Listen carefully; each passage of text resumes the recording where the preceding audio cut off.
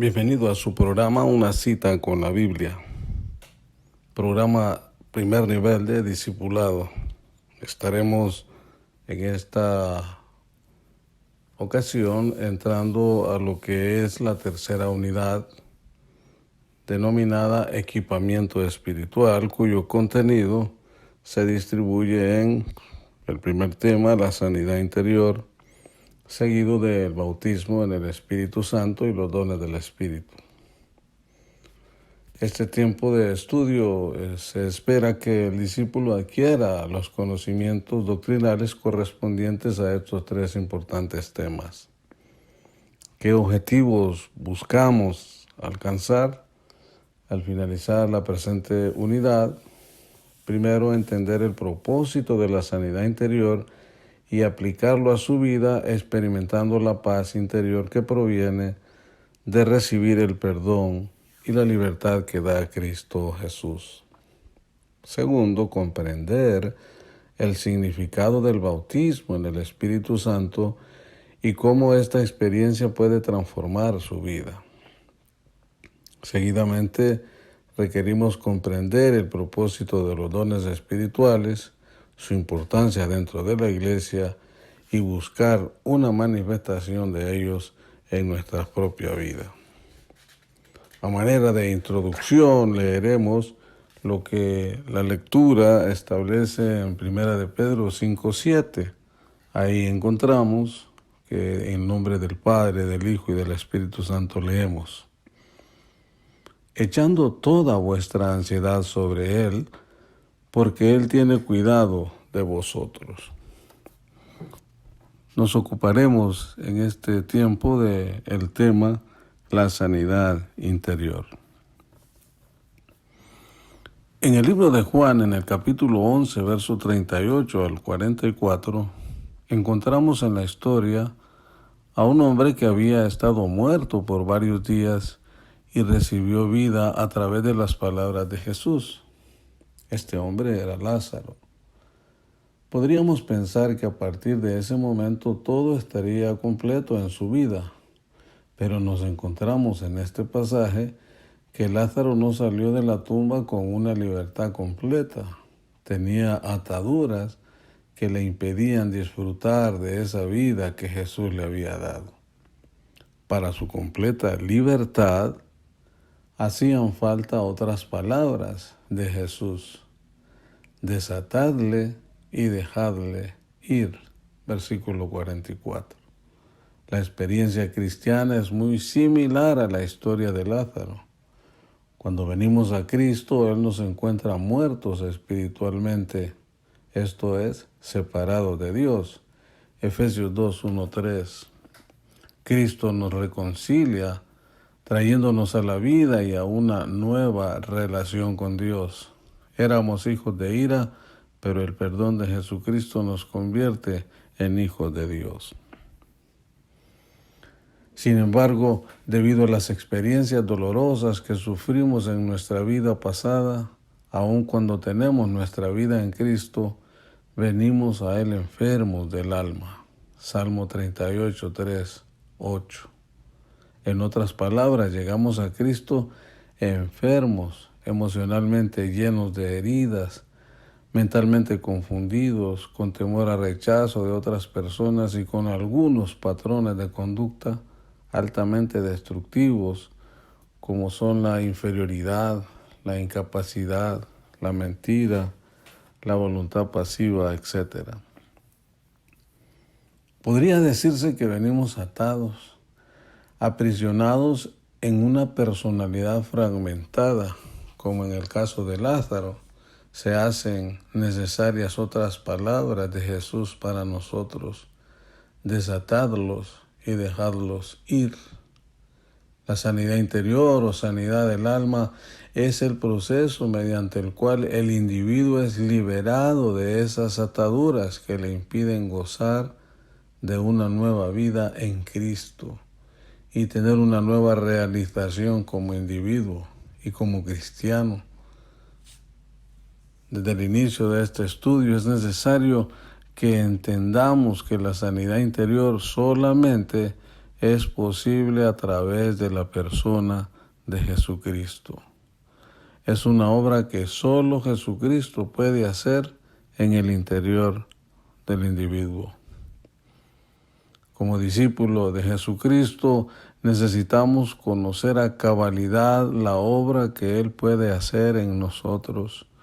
Es por esta razón que estaremos estudiando la sanidad interior y adquiriendo algunos conceptos que serán una base para comprender y poder ministrar sanidad interior también a otros. Esperamos que no solamente sea un ejercicio teórico esta lección, sino que cada uno de los discípulos identifique las cosas que le afectan y sin dilación buscar la sanidad en la persona de Jesús. Entremos en la materia y definamos entonces cuál es la obra redentora de Jesús.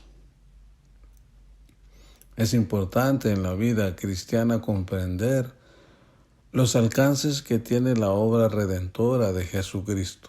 Nos referimos al hecho de que el Evangelio ofrece mucho más que solamente perdón de pecados, ya que abarca también la redención integral y total del individuo.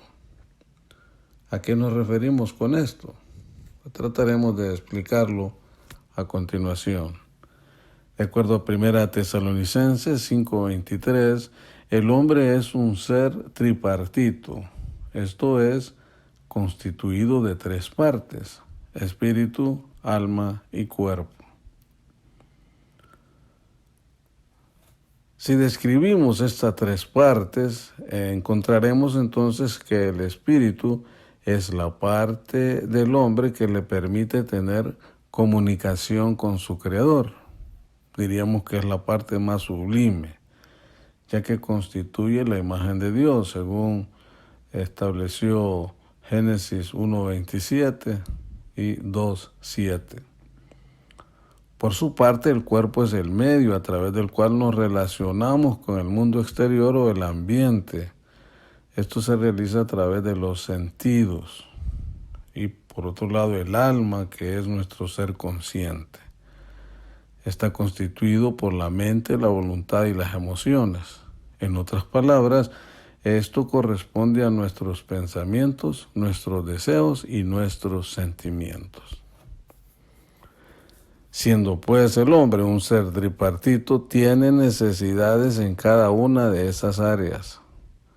Afirmamos en este estudio que en Jesucristo hay provisión para todas las necesidades, ya sean estas del espíritu, del alma o del cuerpo.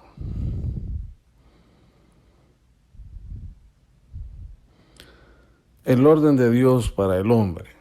El orden de Dios para el hombre es que su espíritu gobierne sobre su alma, es decir, sobre las emociones y sobre su cuerpo. Si graficamos este principio, diríamos entonces que lo que Dios desea es que haya una estructura en el hombre en donde el espíritu gobierne al alma y al cuerpo, es decir, espíritu, alma y cuerpo. Sin embargo, a causa de las heridas sufridas en nuestro interior, este orden se pierde de varias formas. Podemos citar para manera de ejemplo 2 de ellos. 1. Debido al pecado, el cuerpo se convierte en la parte que gobierna al hombre. Sus emociones y su espíritu quedan sujetos bajo él mismo, tal y como lo dice Gálatas 5:16-17. En este sentido, la gráfica que obtendríamos es cuerpo, alma, espíritu.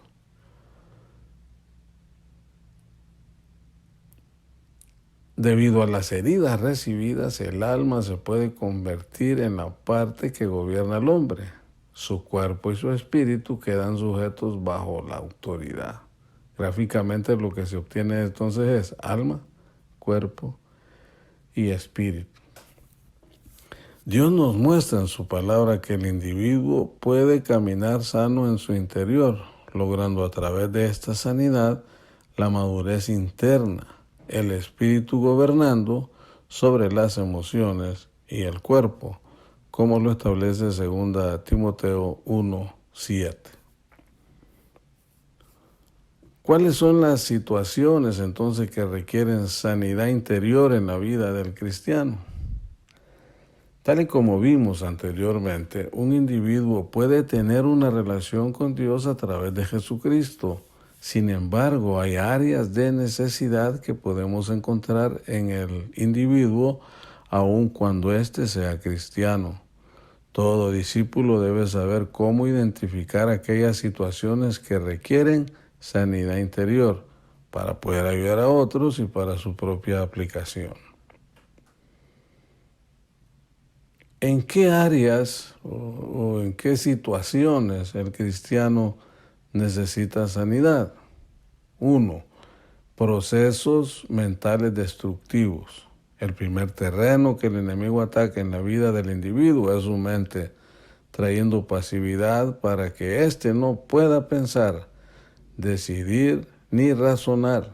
Satanás busca por todos los medios que el individuo esté abierto a creer lo que él le dice, tormentando sus mentes, sus pensamientos de manera destructiva.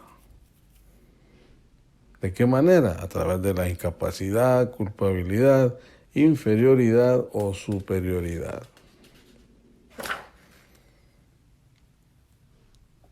El tema de la inestabilidad emocional, soledad, fantasías, el escapismo, depresión crónica, pensamientos carnales, como lo establece Romanos 1, 28, 29, pensamientos obsesivos, en este caso el tema del suicidio. Como segundo punto está la pasividad en la voluntad. Dios nos ha dado a cada individuo la capacidad de elegir entre el bien y el mal. Esto es lo que se reconoce como libre albedrío o voluntad propia, que se constituye en la facultad del alma que permite al hombre tomar sus decisiones. Génesis 3:22, 4 del 6 al 7. Satanás ataca la voluntad convirtiéndola en algo pasivo, ya que así limita al hombre en el uso de sus facultades y eso facilita su trabajo. Con el propósito de reconocer la voluntad pasiva, a continuación le damos algunos síntomas. Primero, comenzar tareas y no terminarlas. Nos referimos a tareas como leer libros, hacer algún arreglo, iniciar un trabajo y no terminarlo. Por supuesto, esto aplica también a cualquier tarea cristiana. La incapacidad para tomar decisiones. La incapacidad para iniciar actividades. Tercero, amarguras causadas por heridas y rechazo. La amargura puede venir a causa de heridas causadas por personas significativas, como son los padres, esposos, amigos o novios. Toda forma de rechazo y menosprecio experimentado a lo largo de la vida. Satanás causa heridas en el hombre por medio de malos entendidos, falsas acusaciones, rechazo y miedo. Es importante saber que las heridas atan la vida del individuo. ¿A qué le atan? Le atan al que le ha herido, le atan a la amargura producida por el golpe, le atan de manera que no le dejan amar ni recibir amor. Y según dice Hebreos 12:15, la amargura es un veneno del alma. Cuarto lugar, está la culpabilidad por el pecado. En muchas ocasiones el individuo tiene un profundo sentido de culpa causado por pecado practicado en su vida pasada. Esta culpabilidad es dañina, ya que hace que el individuo se sienta separado de Dios y condenado por el enemigo. Trae enfermedad física y emocional. Salmo 42, 3, 4 se ve claramente la enfermedad física y emocional que viene como resultado del pecado no perdonado. También encontramos esta condición ejemplificada en Salmo 51 del 7 al 12. En quinto lugar está la crisis respecto al sentido de valor personal. Este es un engaño del individuo que es originado y fomentado por palabras y frases groseras que le fueron comunicadas con insistencia a la persona desde su niñez. El individuo cree estas palabras y comienza a vivir con base a ellas. Así se convierten en yugos y cadenas para su alma desde su temprana edad. ¿Qué produce este maltrato o disminución en la calidad de la persona por el trato malicioso o trato circunstancial? Puede ser el autorrechazo y el automenosprecio, la inseguridad con respecto a cómo lo ven y estiman los demás, una búsqueda de aceptación y reconocimiento y respeto por las vías incorrectas, hipersensibilidad en sus relaciones, compensación, o sea, trata de compensar la inferioridad que siente por medio de su forma de vestir, búsqueda de triunfos académicos o deportivos, logros materiales o simplemente volviéndose jactancioso. Sexto lugar están los temores que le atan y afectan su vida. Temor a ser rechazado. Este lleva al individuo a adoptar una personalidad falsa. También le lleva a hacer cosas por complacer a otros, buscando así su aceptación. El temor al fracaso. Este le impide enfrentarse constructivamente a las demandas de la vida. Le fulmina prácticamente la iniciativa y la responsabilidad. Hay personas que tienen temor al futuro. El mañana es algo que solo le produce depresión y ansiedad, o siempre está en espera de lo negativo que podría acontecerle. Hay otras particulares formas de representar temores irracionales. Ejemplo, el de padecer enfermedades malignas, de morir en un accidente en forma trágica o a una edad temprana, temor a la oscuridad, temor a la soledad. Todo esto requiere de sanidad interior para gozar de una vida cristiana plena en la total libertad del Espíritu Santo. Amado hermano, a manera de ejemplo, tome lápiz y papel y enumere las situaciones en las cuales usted considera que necesita sanidad interior. Al final de la clase estaremos orando por esa necesidad de sanidad interior.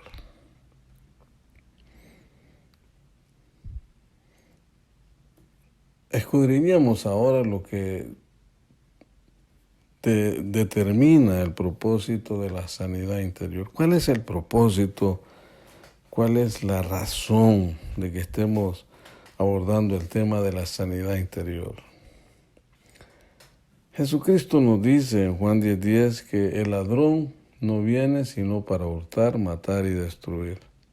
Yo, dice Jesús, he venido para que tengan vida y para que la tengan en abundancia. Él logra eso a través de la sanidad interior. Él desea varias cosas a través de la sanidad interior. Uno, que todo pecado pueda ser confesado y que el individuo reciba el perdón de Dios. Las Escrituras nos enseñan cómo antes de venir a Cristo el hombre habitaba en las tinieblas del pecado. Para el individuo sin Cristo, el pecado se convierte en una forma de vida, pero aun cuando el hombre viene a Cristo, lucha constantemente con hábitos de pecado que residen en su carne. Romanos 7:18 al 25. La sanidad interior permite que el individuo reciba perdón de sus pecados a través del arrepentimiento genuino. Al confesar delante del Señor cada uno de los pecados cometidos y al experimentar el perdón de Dios, el individuo puede vivir en libertad y sanidad delante de Él. Primera de Juan 1:9. ¿Qué es lo que desea lograr Dios a través de la sanidad interior? Que las heridas del pasado sean sanadas y por ende la persona alcance la madurez espiritual y emocional que Dios quiere. Tercero, que la persona al verse libre de la opresión y el dolor adquiera la capacidad de no dañar a quienes le hayan ofendido. Cuarto, que el individuo adquiera la capacidad de entender y apropiarse de lo que Jesucristo hizo por él en la cruz del Calvario y de esa manera experimentar su victoria. En quinto lugar, ¿qué es lo que busca Dios a través de la sanidad interior? Que el cristiano pueda relacionarse con el cuerpo de Cristo y con el mundo, libre de temores, de inseguridad, de culpabilidad e incluso libre de inferioridad. Que el cristiano pueda servir al Señor y desarrollar sus dones y talentos con libertad. Bajo todo este espectro, todo este contexto, definamos entonces en qué consiste la sanidad interior. La sanidad interior está relacionada con el individuo y con su pasado. Se concentra en las experiencias inadecuadas, dolorosas o traumáticas de la infancia, adolescencia o en la vida adulta. En la vida emocional no hay espacio ni tiempo. Lo que afectó a la persona en alguna época de su vida, aunque haya sido en la niñez, al presente tiene vigencia y le puede estar afectando profundamente. La Biblia dice que Jesucristo es el mismo ayer, hoy y por los siglos. En Hebreos 13:8 lo encontramos. Y si tomamos esto en consideración, podemos decir que Él es el único con la capacidad de andar en el espacio y el tiempo. Aplicando este concepto a todo lo que se ha dicho anteriormente acerca de las heridas pasadas, podemos llegar a la conclusión de que Él es la solución. Para Cristo, el pasado, el presente y el futuro son lo mismo. Por consiguiente, Él puede tocar cualquier momento en la vida del individuo y sanarle de las heridas que personas o situaciones le causaron a lo largo de su existencia.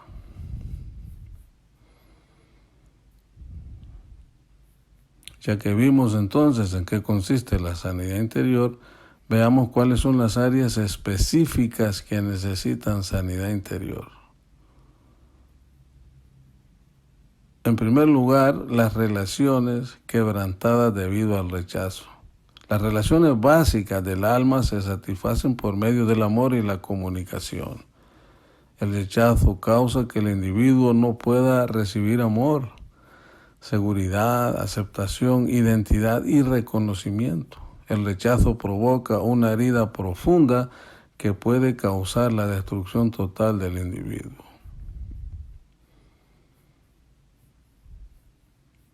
En este tema de las relaciones quebrantadas debido al rechazo, abramos un paréntesis y definamos que también bajo este esquema el rechazo puede haber sido experimentado antes de nacer. El rechazo pudo ser experimentado por actitudes o trato incorrecto de los padres. Rechazo experimentado por falta de un hogar. Rechazo experimentado por hogares destruidos. Rechazo por relaciones matrimoniales defectuosas. Rechazo experimentado en su relación social.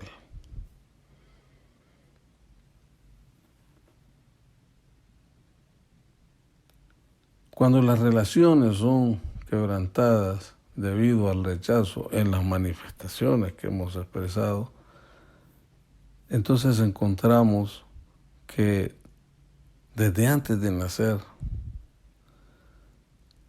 Ejemplo, rechazo a causa de un embarazo no deseado, el embarazo no planificado o resultado de una violación. Cuando los padres esperan que su hijo por nacer sea de un sexo y lo rechaza si es del sexo opuesto, el rechazo por falta de cuidado y atención en la infancia, el rechazo ocasionado por comparaciones entre hermanos, frases groseras, apodos, burlas, falta de interés por las necesidades, no ha sido escuchada la persona y necesita protección, necesita ayuda y ha sido brusco el trato. Todos estos son elementos que inciden en los factores de las relaciones quebrantadas debido al rechazo. Todo esto nos va a llevar y nos va a conducir a las causas, son enumeradas, ya sean que se manifiesten en forma particular o en forma complementaria, causas de una baja autoestima. ¿Qué causa una baja autoestima? El pecado. El pecado trae sentimientos de culpa, remordimiento, decepción. La burla y el menosprecio. El rechazo trae al individuo sentimientos de inferioridad, haciéndole creer que no tiene valor. Incluso podía esto llevarlo a odiarse a sí mismo. Los mensajes negativos expresados con insistencia, que pudieran ser mensajes expresados en la niñez, la adolescencia e incluso la vida adulta. Entonces, los resultados de una baja autoestima, indudablemente que una baja autoestima puede estar afectada por experiencias negativas, por lo tanto, siempre tendrá un resultado que trata con un sentimiento de inferioridad. El individuo sentirá que está debajo de los demás, que es menos, que está subordinado a otros. Una baja autoestima se puede expresar de dos formas. Baja autoestima expresada por inferioridad y baja autoestima expresada por superioridad. En el caso de una baja autoestima expresada en inferioridad, puede decir la persona que no tiene valor, que no sirve, que es menos que los demás, que nadie le quiere. Se odia a sí mismo, se rechaza a sí mismo, se siente incapaz de emprender algo. Hay desconfianza en sí mismo y se vuelve un individuo aislado, frustrado, fracasado, ya que su experiencia en la vida, en el trabajo, con amistades, en el noviazgo se vuelven negativos. ¿Qué de una persona con baja autoestima expresada con superioridad? Aquí es lo contrario. Valgo más que otros, yo puedo más que otros, soy mejor que otros, etc. Y dentro del concepto de la autosuficiencia, entonces se inicia un proceso de idolatría del yo.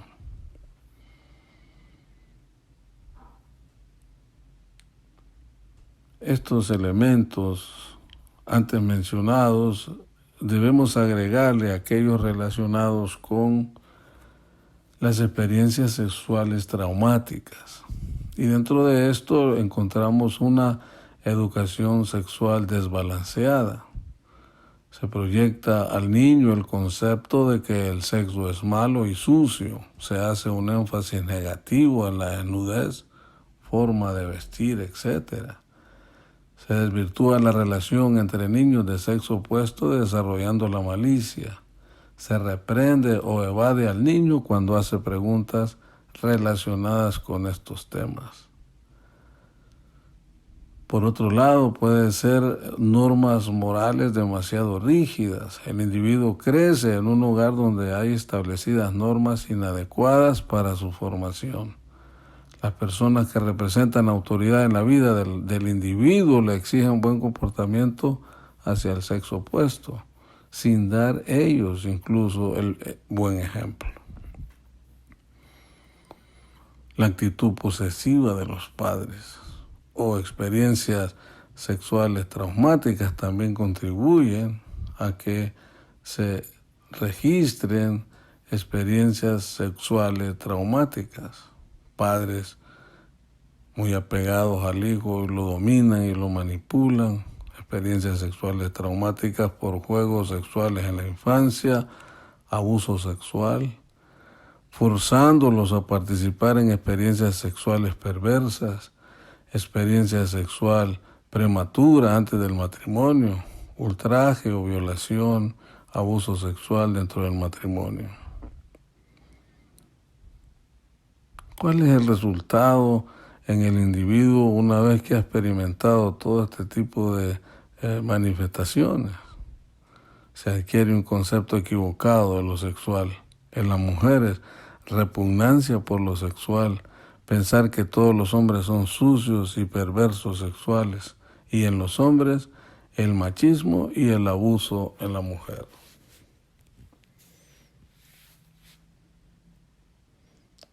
Otro tipo de resultados que se pueden manifestar en las personas que han sido expuestas a estas manifestaciones es la impotencia, la frigidez y la angustia respecto a lo sexual. En los casados, la incapacidad de disfrutar de la experiencia sexual, y en los solteros, pánico a las caricias, temor al matrimonio, ansiedad por lo relacionado con el sexo. Por otro lado, puede haber un desenfreno y falta de control en lo sexual, lo que trae consigo la morbosidad, la malicia y la lascivia, las desviaciones sexuales, que son inclinaciones homosexuales, el exhibicionismo, el fetichismo, etc. Y por otro lado, el anhelo y tentación constante por el sexo ilícito. Todo se resume en el temor y inseguridad en cuanto a lo sexual y un sentir de consideración y culpabilidad por las experiencias del pasado, ya hayan sido estas voluntarias o involuntarias.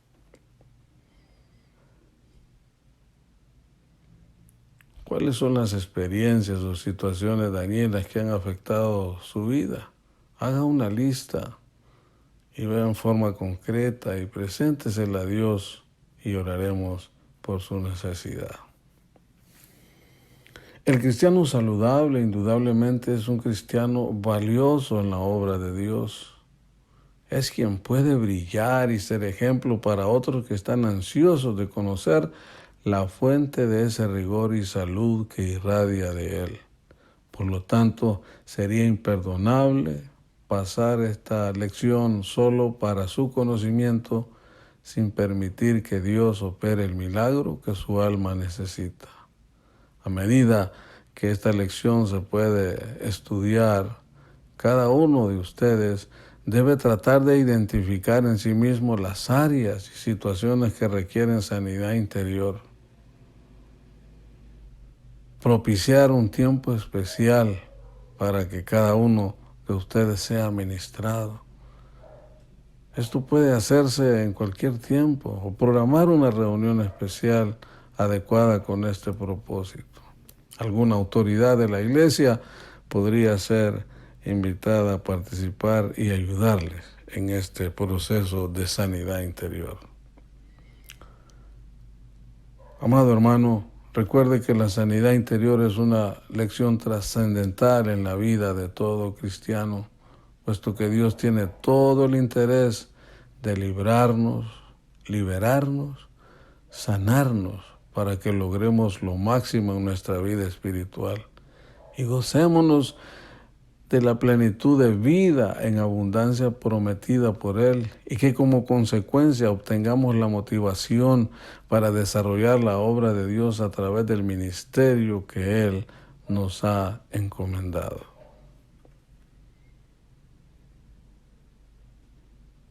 Amado hermano, como consiervos, como hermanos en Cristo, como discípulos de Dios, pongamos y traigamos a Él toda nuestra ansiedad y Él, que es justo, que es verdadero, traerá paz a nuestras vidas.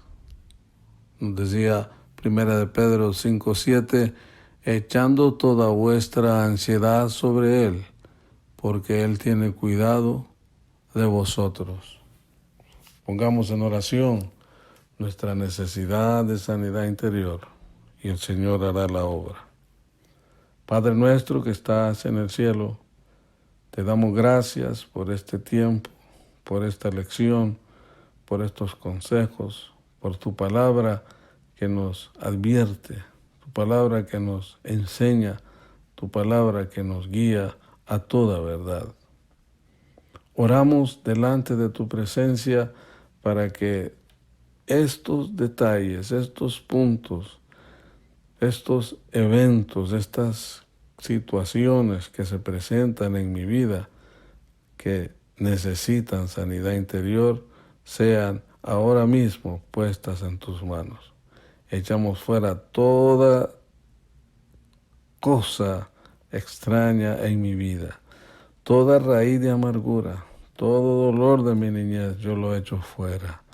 Todo temor, toda duda, toda desconfianza, todo aquello que me daña, que me causa dolor, lo aparto de mí en el nombre precioso de Jesús. Juan 10:10 dice, yo he venido para que tengan vida y que la tengan en abundancia. Acudimos a ti, oh Dios, en el nombre de Cristo Jesús. Amén.